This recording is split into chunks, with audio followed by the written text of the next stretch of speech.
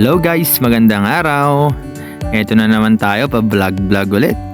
Share ko nga pala itong mga nadatnan ko dito sa trabaho namin sa South Korea. May table tennis, may gym equipment, ayan o. Bubuhat tayo ng plate ng barbell. Feeling marunong. So, ayan, tingnan nyo guys. Oh, pakyat pa oh.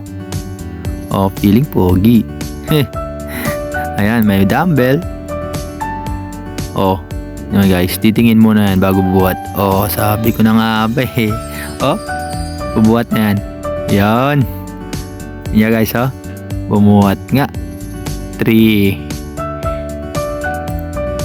4 Tapos, sabay tingin sa salamin. Feeling macho na. Tapos may treadmill din guys. Di nga lang ako marunong gumamit yan. So, ayun, tinatangay tayo ng treadmill. So, fast forward na lang natin. Baka ma-boring na kayo. So, yan yung mga nadatnan namin dito sa South Korea guys.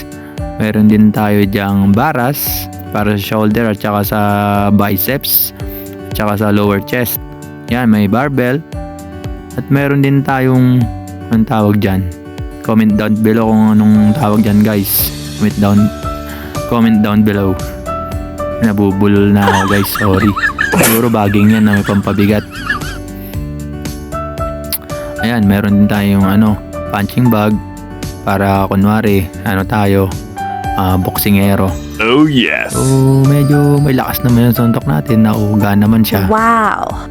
Ayan guys, oh, kita nyo, meron din tayo ditong golf, larong pang mayaman guys, na experience ko rin.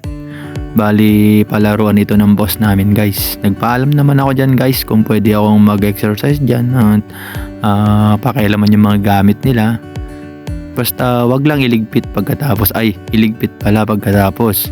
Kalat guys eh, pero hindi ako nagkalat nyan.